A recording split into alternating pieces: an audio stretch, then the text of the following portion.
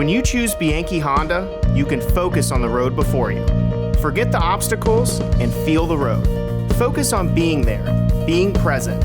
Feel in the moment and feel confident in your Honda. Lease the safe and reliable 2019 Honda CR-V EX all-wheel drive for only $219 per month.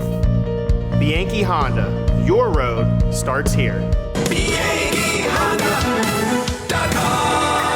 Time now for the Gannon Golden Knights Coaches Show. He is the head coach, Brad Rzyczycki. Welcome back, Coach. Thank you, Alex. Been a while. Yeah, it has. Normally we catch up before the first game, but it was on a Thursday. It just didn't work out. So normally I would have asked you, how'd your summer go? How's the family? Stuff like that. But by this point, you're in it.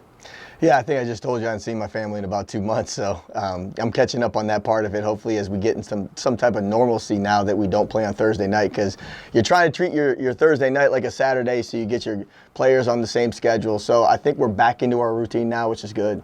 Did it help you to have, you kind of had an extra week. I don't know if it felt like that, but you started a week later than normal in the season. Yeah, I think when we thought about it, I thought maybe we wouldn't have enough practice time, but in the end, we had exactly probably what we normally do. School just started a little bit earlier, but we got enough work in to where I felt comfortable that we weren't panicked out about our game plans or what we got inserted. I think as a coach, you never think that you have everything in, but we felt pretty comfortable going into that one. Is it safe to say you kind of had to focus singularly on the defense last year? It just necessity arose and you had to do it. Are you more agile this year, do you feel like? Can you broaden your scope as a head coach? Probably not. I took over the defensive coordinator's role. So with all the stuff that happened last year and kind of getting forced into that situation, it's the love and the passion of my life is coordinating a defense. So I said, I've been a head coach. I've got to hire a really good offensive coordinator, and we were fortunate to get Eric Rayburn here. But no, I'm more focused on the defense. I've had enough time now to kind of be able to balance all of it out. I've had to say no a lot more times than I have in the past because I have 2 different roles, head coach and defensive coordinator. So it's still a work in progress, but I love being the defensive coordinator. I don't want to give that one up. And I got 2 really good coaches over there, and Coach Wolf and Coach Marlowe to help me out a ton so that I have flexibility to go over there and make sure I'm communicating with the offensive players on the team. And it showed in week 1, but you had more time to install everything leading up to this year than last year. Last year's out the window. Yeah. But, you just had a lot more time. Yeah, it started in the spring. That was, the packages and the things that we wanted to do collectively. And, I'll be here, so I know that, unless I have health issues or something else, coordinate the defense, I'll be able to do. But it's just time management from that standpoint, too. Awesome stuff. So Southern Connecticut State, that is now a tradition, as a home or an opener, not a home opener specifically, but you make that long trip. I still remember you told me after bus complications one day, every time our buses, something goes wrong with them, we win. And you did. Yeah. You went out there and you won against a really good Owls team. So I guess what I'm trying to ask is, did you have any bus issues this time?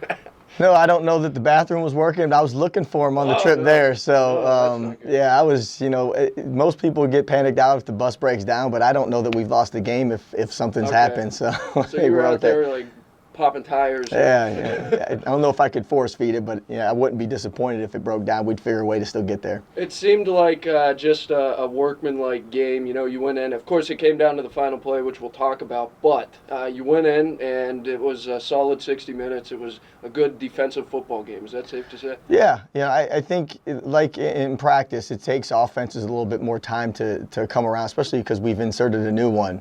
They've been seeing the same defense for quite some time now. And if you watch our offensive film, it's just one player or one situation or one thing away from being a very productive football play. And the things that we focused on defensively are things we struggled with last year. We spent a lot of time in the red zone defensively because I don't think we stopped anyone until game 6 last year in the red zone, and they were 1 of 5 in the red zone, so it really worked out and helped us out. And just finding different ways. The good teams find ways to win. That's kind of what happened with us. We forced 3 interceptions, which were important to us. Interceptions and sacks are really important. But, I think collectively our special teams, especially our kickoff, did a really good job inserting a new punter in there. So there's a lot of newness with coordinators being new and coaches being new and players being new. I was really happy the way that we were resilient and we persevered through that game and stayed focused in some areas that may have been lost last year. So the little things that we talked about came through in the end, and we won a close game.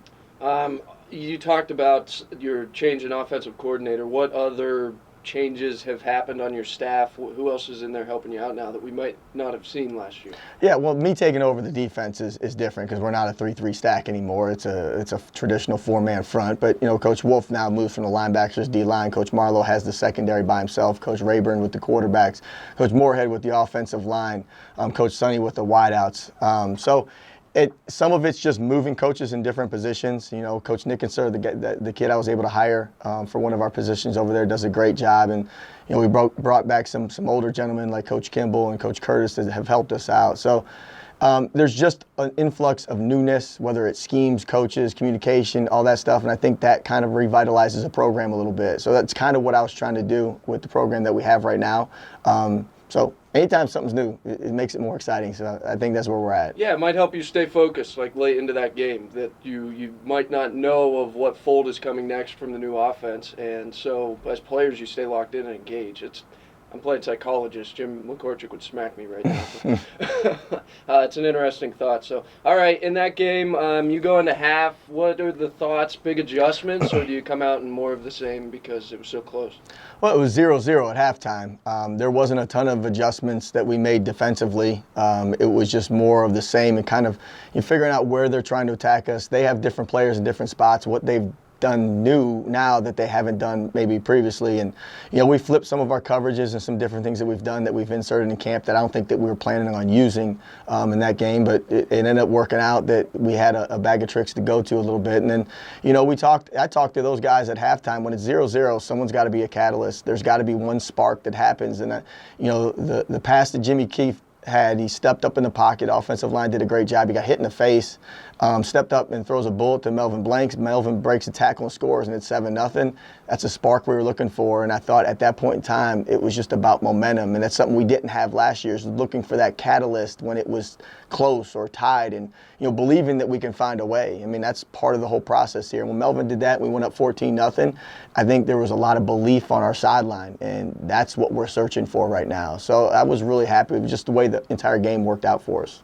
You don't have that big guy, Mark Jones, to just give the ball to. That'd be easy for me. I'd be like, just give it to Mark every single play. But now you've got to really diversify the offense. I would think that is more exciting. I mean, I know you're not, you got the coordinator, but I would think that'd make it more exciting, having more places to go. Well, I think, Marcus Jones is, if not the best football player I've ever seen wear a uniform. I think, kind of last year, everyone knew where the ball was going, and you have to find out different ways. How do you get Marcus the ball? And, it's not very tricky for a defense. I think what happens now with Melvin, Zevin, and the offensive skill we have in Jimmy, it opens us up to be a little bit more flexible, to be more diverse. And I think that's harder in this modern day of offensive football.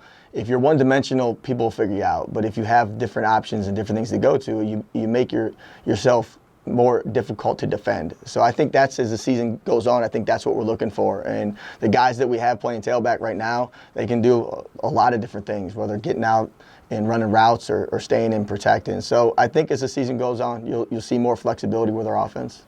The Owls, they're usually just big. Are they one of the bigger teams that you They're enormous. encounter? I mean, every time we go there, we get off the bus, we're ready to play, but they're one of the biggest teams we'll ever see. I mean, we say it every year, and we're lucky to be 5-1 against them, and we've played hard. But yeah, they're big. That's probably why you want to see them firstly. Yeah, it is. I mean, we're not ever going to be the biggest team. We try to recruit a little bit more athletic, even a more athletic, bigger kid, just because we're predicated on speed. I mean, you look at our linebackers right now that probably soaking wet 205 pounds and 210 pounds. We're not heavy, but we need to be able to. The one thing that we can't coach is speed and ability to run. So every position on the field, whether it's our offensive guards, our center, or defensive backs, the one thing God gave them the ability to do is run. We want to make sure that we recruit that so we don't have to teach it. So, yeah, that's kind of our philosophy. And Southern Connecticut they had a 270-pound tight end. It's something that we don't see during camp, but they had a couple of them. So, yeah, it's a different scheme for us. I'm trying to think of the new faces. Is there anybody that we'll get to know this year? You've got a lot of youth. Really? Yeah, I think I remember having an interview earlier. I can't remember what it was, but I think there were going to be either 20 redshirt or true freshmen that were going to play significantly for us. And look, I don't ever want to use that as a crutch or an excuse because we went out and recruited these kids, and they showed up and played well. I think where we're different right now, and knock on wood, is that we have depth, that I don't think we're afraid. And I think when you have a lot of young guys, you just can't overcomplicate anything. But we did. I'm sitting in meetings yesterday, and the defensive crew I have is extremely resilient, that everything I've thrown at them right now, they've mentally figured out. Now, whether that happens during the 60 minutes of pressure, that's a whole nother deal. But they passed test 1 on the first day. So I'm going to continue to keep on giving them. But there's kids that showed up on film, like Zaire Allen started as a true freshman at corner for us, and probably had a pick 6, but he knocked it out of the air, and Keith Thompson picked it off. So he showed up and wasn't afraid of the moment. There's plenty of them on the field that I could point out. But, more and more as the season goes on, you'll see more and more of those guys on the field. Westchester. I mean, that's usually not a fun opponent for teams, but that's who you got week 2. What do you think? Yeah, I mean, they're the same. They're a model of consistency. Bill Zawan's been there forever. They run the same type of offense. They're really physical and fast, and play a lot of people near the line of scrimmage on defense. So they haven't changed much. I like it. You're bringing a ranked team into town. It really is going to show us, what we're made of at that point in time. I think my team right now has more personality that we're looking for, that, you're going to know that you played a game after 60 minutes. They're physical, but it would be a really good test for us. I mean, Westchester has always been traditionally a really good team, and even last week they found their way to win. It's kind of their MO. They still believe all the way through those 60 minutes. So it's going to be a good test for us. I can't imagine what it's like. I sit around and just wait for football to start. That's what I do. I sit around bored. I'm like, yeah, this baseball's all right, but the Pirates aren't very good. I just wait.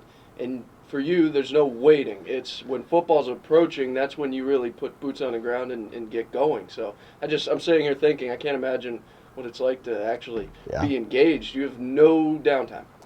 No, but I'm not digging a ditch. I'm coaching football. So actually, practice is my favorite thing in the world. I could go 15 hours of practice now. Obviously, the NCAA doesn't allow those type of things. But when you get on the field and you're able to work with the young men on your football team, and you're all striving in what I consider the ultimate team sport of football, because there's a lot of individualistic sports. In baseball, there's a batter, there's a pitcher. I mean, they dominate the games, and even basketball to a point. But football, you have to have all 90. I think we have 98 on our roster right now involved, and they all matter, whether it's a scout team, whether it's the people you're putting on the field, whoever it is. So being on the field, organizing that, getting 11 people running in the same direction that have to accomplish the same goal, and getting them to play their 111th and fitting into a bigger picture, the whole thing about football is awesome. That's why I love the sport. I love to do what I do. But yes, practicing games are awesome. Good stuff. All right, good luck on Saturday. I appreciate the time, Coach. Good win. Thank you, Alex. Appreciate it, buddy.